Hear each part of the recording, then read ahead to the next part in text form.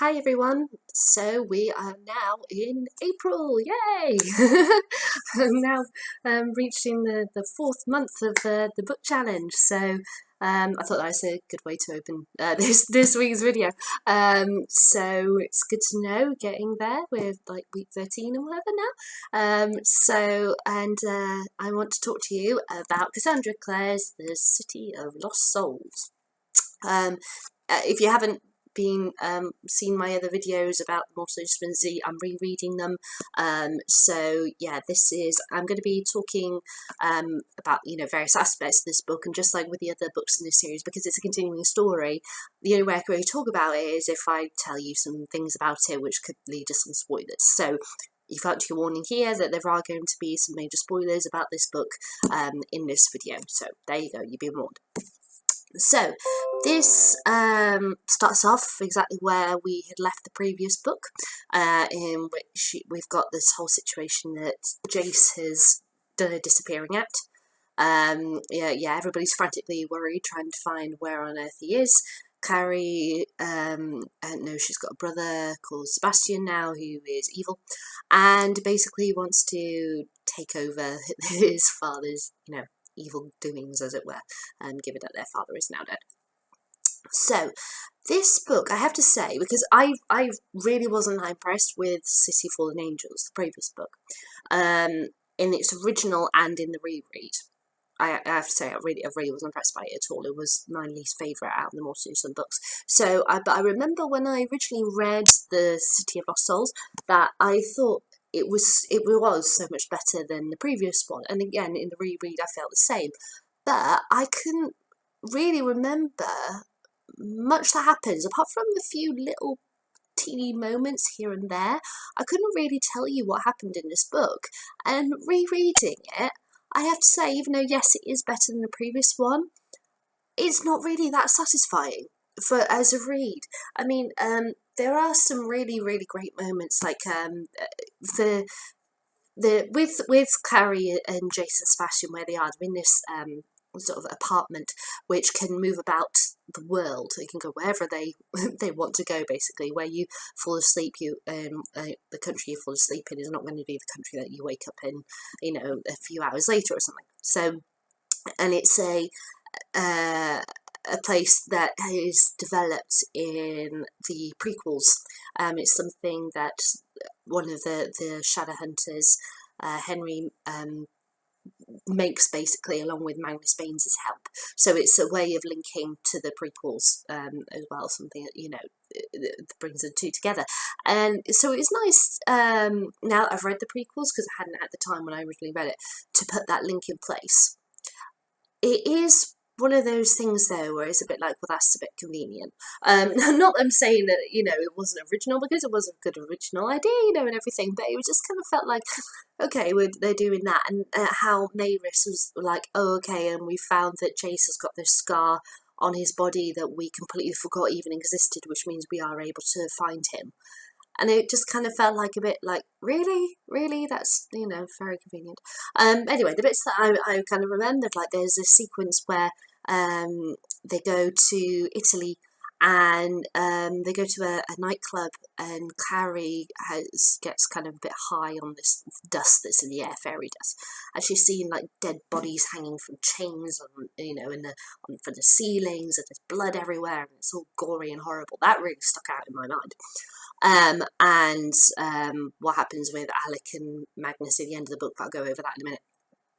But that was it. And rereading it, I have to say, I did feel kind of underwhelmed by it all.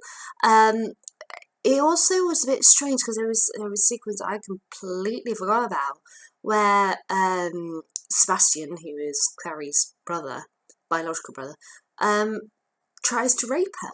It was a bit, it was quite shocking to read it, but obviously it didn't make much of an impact when I read it the first time, because I didn't remember it whatsoever. But it is very interesting that she decided to do that. His whole relationship with Clary is very odd, and so completely messed up. It's just, I don't even know where to start. It's just, yeah, really very strange. So the fact that he tried to rape her is not, I'm not all that shocked by, in a sense, because he's completely off his rocker, so it's kind of, I can kind of understand, if if that's the right word to use, really, why he thought it was okay for him to do that. But then, at the same time, obviously it's not okay whatsoever.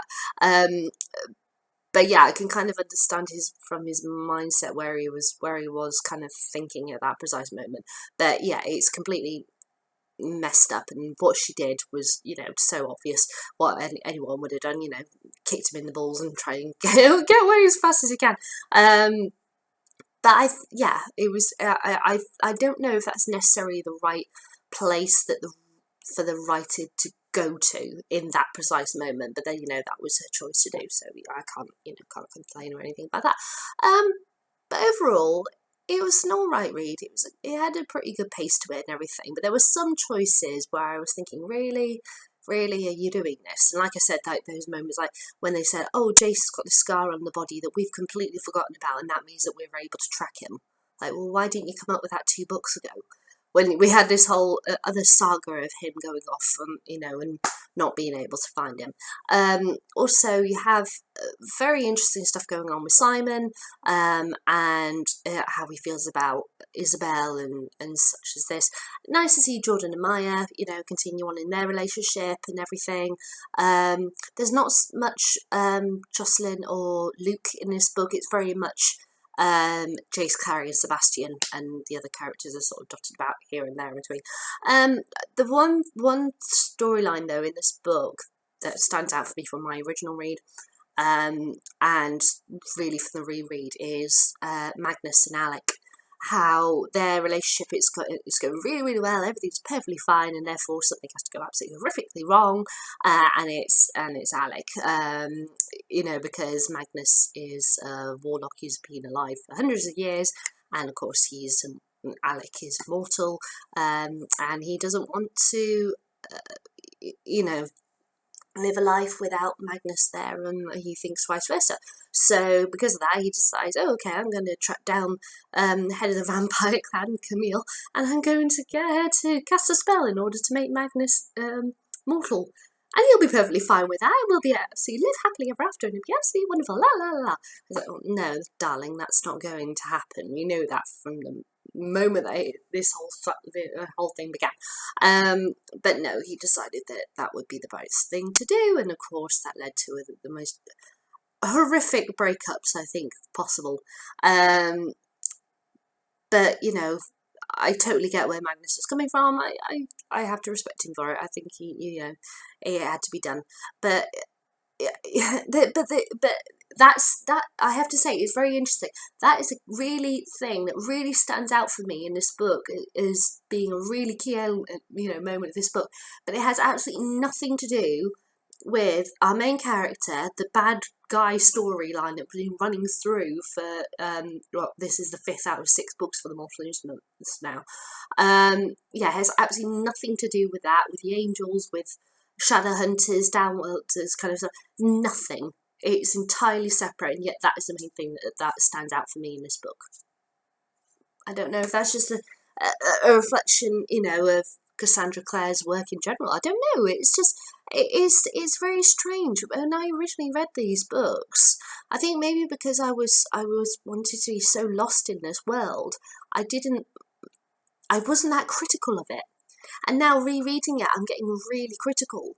And this is the 2nd book now in a row where I'm really underwhelmed by it. So I'm sorry, that sounds like a really, really terrible book review, but I can't help it. I can't help but feel that I was a bit let down. There was only like 2 moments in this book, like I said, the Italian nightclub and Magnus and Alec at the end. And that was it. That really stood out in my mind as being a couple of really great moments of the story. So yeah, not all that impressed by City of Lost Souls the 2nd time around. Maybe the first time, like I said, I was a bit naive. I just wanted to live in the world and wasn't that critical, and now I'm getting critical.